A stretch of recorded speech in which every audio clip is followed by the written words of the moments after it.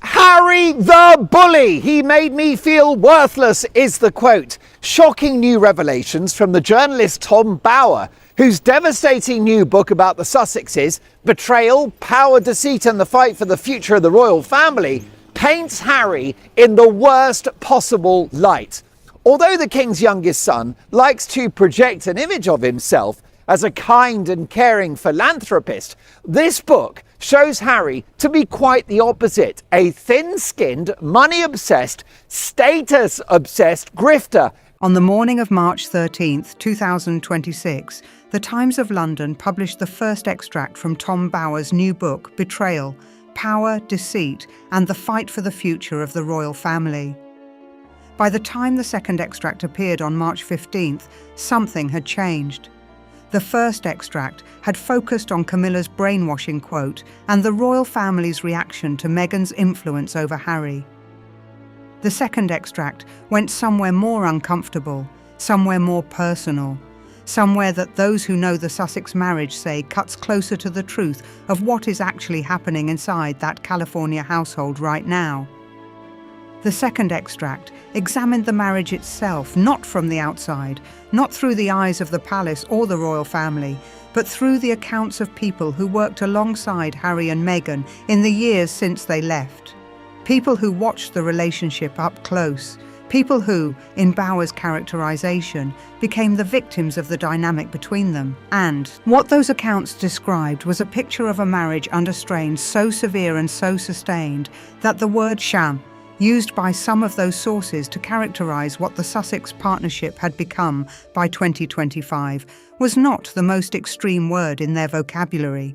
They described a man who had, over years of accumulated choices, left the woman he married feeling increasingly isolated, increasingly unheard, and increasingly like a supporting character in a story that was officially supposed to be about both of them, but that had, in the accounting of the people who watched it, gradually become only about him. Harry and Meghan's team called it deranged conspiracy. They issued a furious statement. They accused Bower of fixation and fabrication. The book went to #1 on Amazon. Today, we are going to tell you everything that Tom Bower's betrayal reveals about the Harry and Meghan marriage, what the sources say, what the pattern shows, what the people who worked with them describe.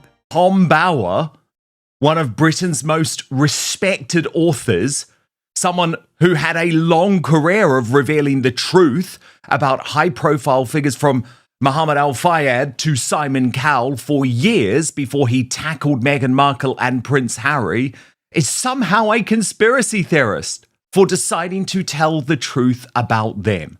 We are going to examine the specific claims about the Invictus Games, about Sentebale, about the One Young World speech, and about the Netflix appearances that paint a picture of a partnership that had, by 2025, become defined more by parallel ambitions than by genuine shared purpose. And we are going to ask the question that the book forces onto the table but does not fully answer. What actually happened to this marriage? We are going to take our time, because this is a complicated story and you deserve to have every piece of it explained fairly. So, settle in, and let's begin. To understand what Bower is claiming about the marriage in betrayal, you need to understand what the marriage looked like from the beginning. Because Bower's account is not simply a description of a relationship that fell apart. It is an account of a relationship that contained, from its earliest days, tensions that were visible to those around it even when they were invisible to the public, watching from a distance. Bower's account of the period before Harry and Meghan's engagement, the period from 2016 to 2017 when the relationship was developing, describes a William who was cautious. William had warned Harry, according to Bower's account, that his relationship with the American actress was moving too quickly. That concern was not simply snobbery about Meghan's background or resistance to Harry choosing a partner from outside the traditional royal social circle. It was, according to Bower, based on something William had observed about Harry himself. That Harry had been through a troubled period involving, Bower writes, alcohol, personal instability, and the particular vulnerability that comes from grief that has never been fully processed, and that the speed with which Meghan had become central to his life worried people who cared about him. William's caution proved in Bauer's account to be well-founded, not because Meghan was the villain that some of Harry's most aggressive critics have portrayed, but because the specific combination of two people, one of whom had spent his life suppressing his own needs within an institution and was ready to explode outward, and one of whom had very clear ideas about what she wanted and the strategic intelligence to pursue them, produced a dynamic that was more volatile than either of them or anyone around them fully understood when it began. The Kensington Palace confrontation that Bauer describes, the meeting intended to reconcile Harry and Meghan with William and Catherine shortly after the honeymoon in 2018, the meeting that Bauer says spun out of control and ended with Meghan telling William to take his finger out of her face while Harry watched, is presented not simply as an argument between in-laws. It is presented as the moment when the pattern became visible, the moment when those in the room understood that the reconciliation they had hoped for was not going to happen, and that what was building between the two sides of the family was something considerably more serious than a disagreement about roles and responsibilities. That meeting was in 2018. Harry and Meghan left the royal family in January 2020.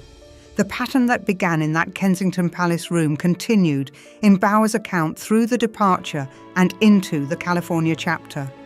And it is in the California chapter that Bauer's most specific and most damaging claims about the marriage emerge. If you are watching this for the first time and you want to follow this story as it continues, and the full book is published on March 26, 2026, with more still to be revealed, please subscribe right now. We cover the royal family in the depth and detail these stories deserve. Hit subscribe, turn on your notifications, and every new video comes straight to you. Let's talk about what the marriage actually looked like in California. Because Bauer's account draws on sources who worked with the Sussexes in the years following the departure, people at the Invictus Games, at Sentebale, at the various production and commercial ventures. And what those sources describe is a marriage in which the two people at its centre had, by 2025, developed a relationship with each other that bore less and less resemblance to the unified partnership they continued to present to the world. The Invictus Games is where the most specific material sits. The Games are, by every credible account, the achievement that matters most to Harry. They represent the one thing he built from scratch, with genuine passion, for genuinely important reasons. The competition for wounded and injured service personnel was his idea, developed from his own military experience and his understanding of what those who serve needed to recover and to feel seen. It is the foundation of whatever credibility Harry retains in the institutional world from which he departed.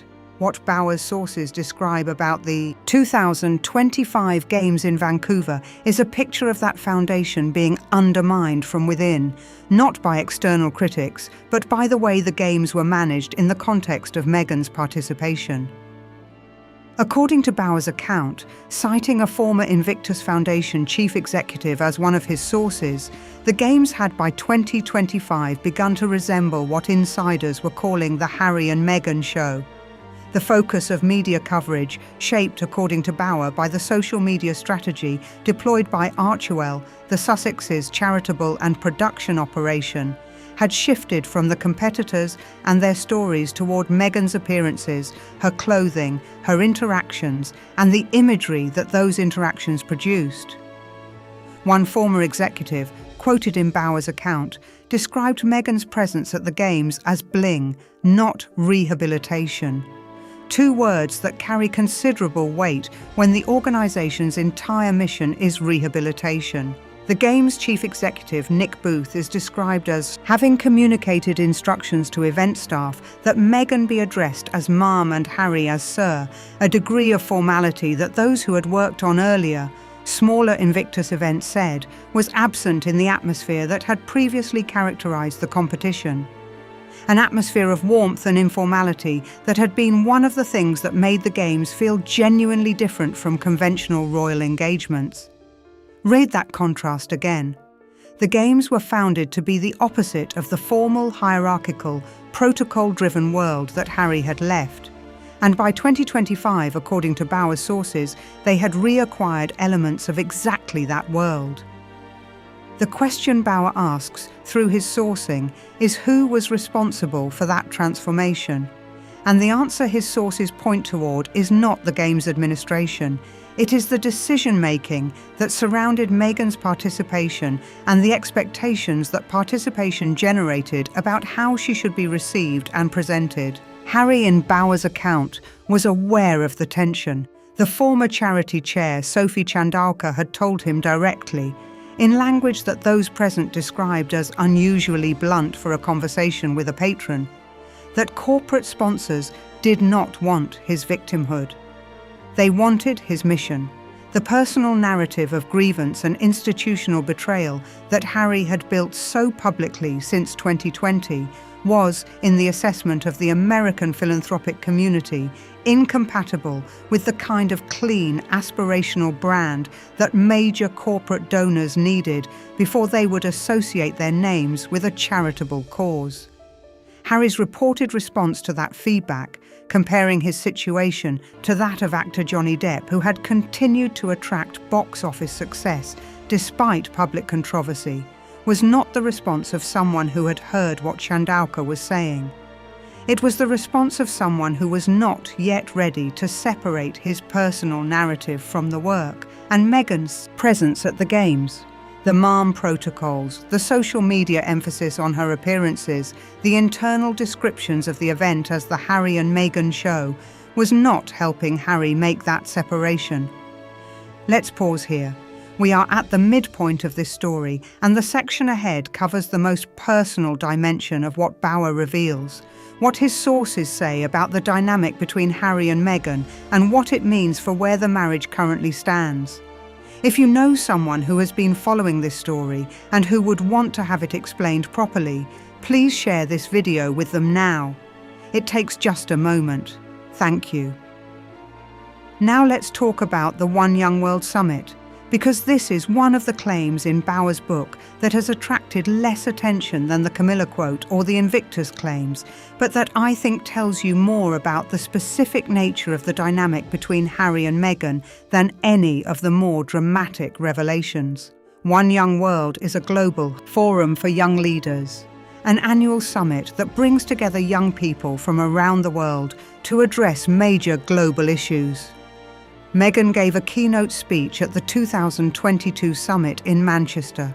The speech was widely reported and was presented as an example of Meghan using her global platform for the kind of ethical leadership advocacy that she had described as central to her post-royal identity. Bower's account of the event describes something different happening behind the scenes. According to his sources, the organisers of the summit had been concerned in the days before Meghan's speech that the prepared remarks she had submitted focused heavily on herself rather than on the conference's theme of ethical leadership. The speech, in their assessment, was more about Meghan's own story and her own journey than about the young leaders the summit was designed to serve and inspire. The event also had strict conditions attached to it: tight ticket control, the exclusion of most journalists, limited access for people in Meghan's own orbit, including her close ally Omid Scobie and her preferred photographer Misan Harriman. Those conditions are the opposite of what a Young Leaders Summit typically requires. A summit designed to amplify the voices of emerging global leaders needs press coverage. It needs the kind of open, accessible atmosphere that allows the stories of the young participants to be told. The conditions that surrounded Meghan's appearance worked against those goals. The picture that Bower's sourcing paints, not with malice but with specificity, is of someone who had not yet fully made the transition from being the story to serving the story, who was, in 2022, still operating within a framework that placed her own narrative and her own image at the centre of every engagement she participated in. That framework, in Bauer's account, is where the tension with Harry lies. Because Harry's most credible work, the Invictus Games, his advocacy for wounded veterans and mental health, requires a framework in which the story belongs to the people he is serving, where his own narrative is the vehicle rather than the destination. And Meghan's presence in those spaces had, according to Bauer's sources, consistently pulled the story back toward her. That is not a simple accusation.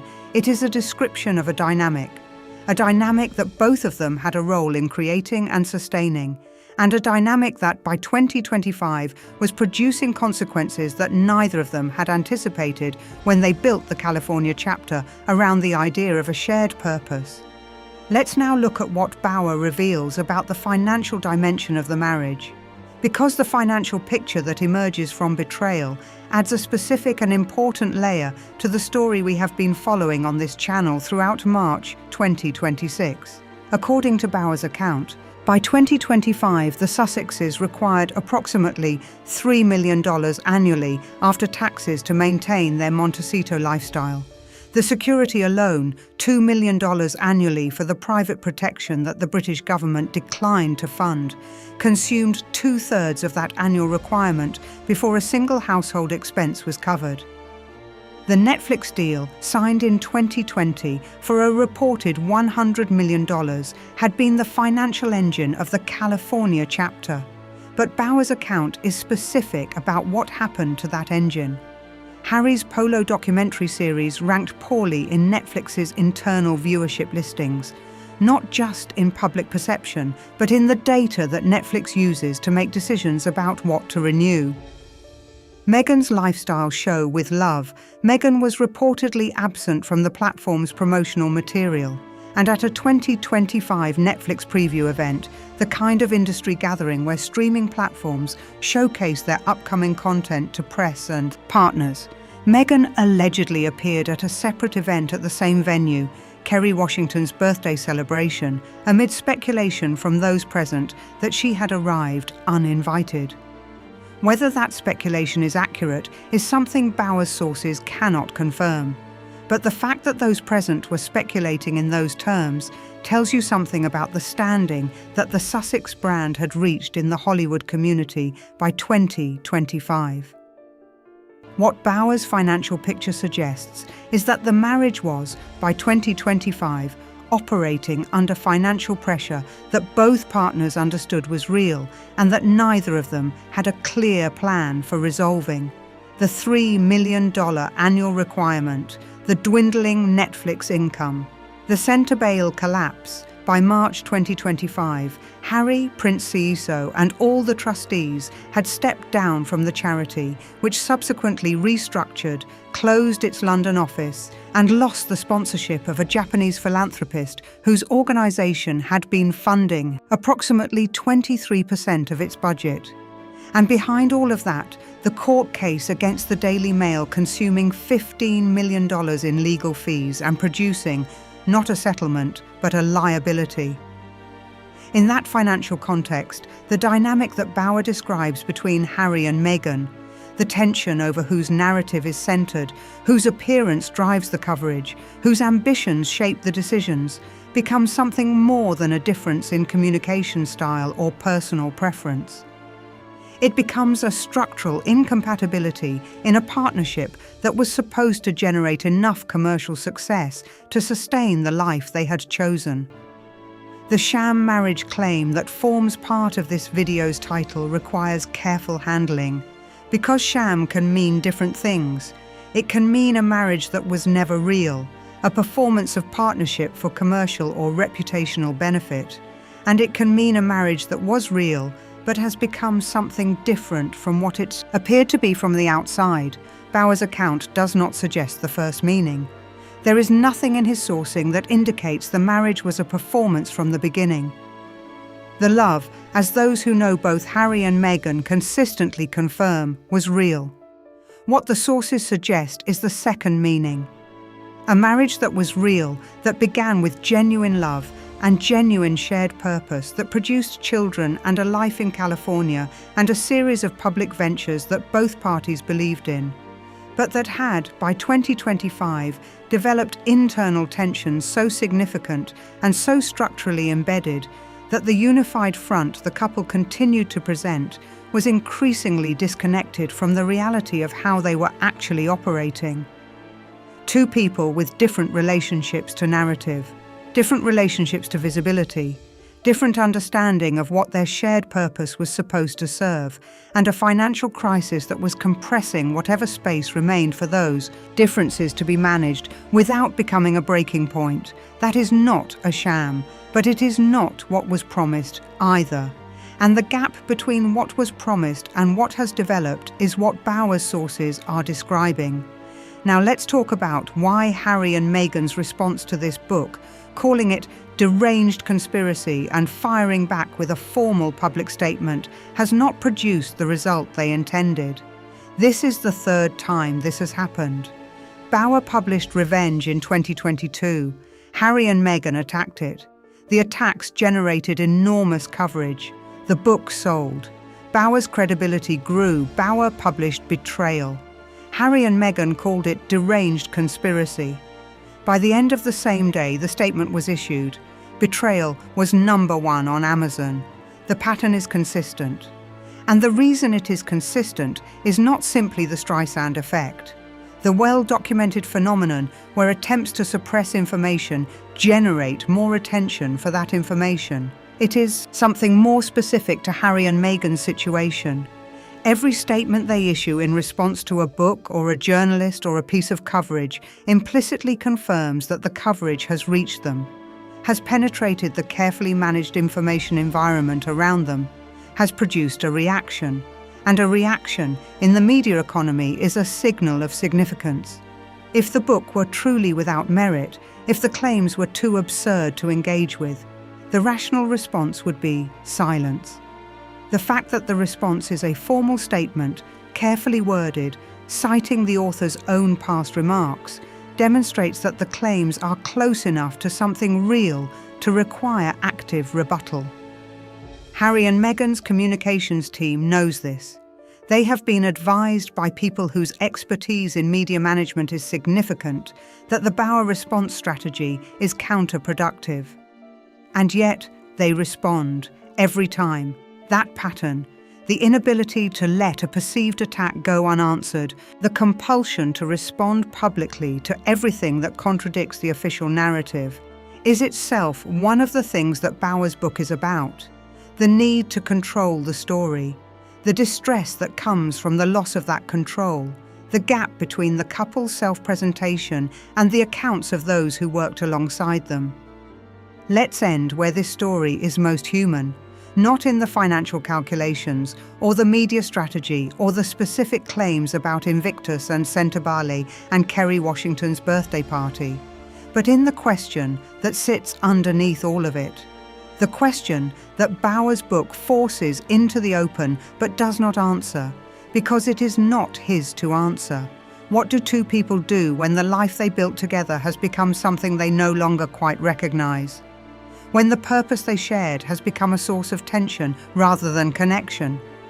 When the financial pressure is real and the institutional doors are closed, and the book that is #1 on Amazon is describing the gap between your public story and your private reality in terms that are specific enough to sting? There are two possible responses to that question. One is to go back to the beginning, to find the thread that was real, the love, the shared experience of navigating something that very few human beings have ever navigated. The children who carry both of them in the particular way that children do, and to build from there, quietly, without the cameras, without the platform, without the narrative. The other is to keep going as they have been going, keep building the public case for themselves, keep responding to the books and the critics, keep trying to make the story come out the way they need it to come out. The first option is harder and less visible. The second is what they have been doing, and it has produced the situation they are currently in. Which path they choose from here is not something that Tom Bauer knows. It is not something that this channel knows. It is something that only Harry and Meghan can decide, in private, without an audience. and the decision they make will tell us more about who they actually are than anything that has been written about them in any book. Thank you so much for watching today all the way to the end. We are grateful to every one of you who stayed with this story through all of it. If it gave you something to think about, and the question of what happens when a real marriage becomes something different from what it appeared to be, is one that resonates with many people who have lived long enough to see it, please leave a comment below. Tell us whether you believe the Sussex marriage survives 2026 and whether you think Bower's account in Betrayal is closer to the truth than Harry and Meghan's official response suggests. We read every comment, and if you are not yet subscribed, please do it now. Click subscribe, turn on your notifications, and we will see you in the next one. Thank you. We will see you soon.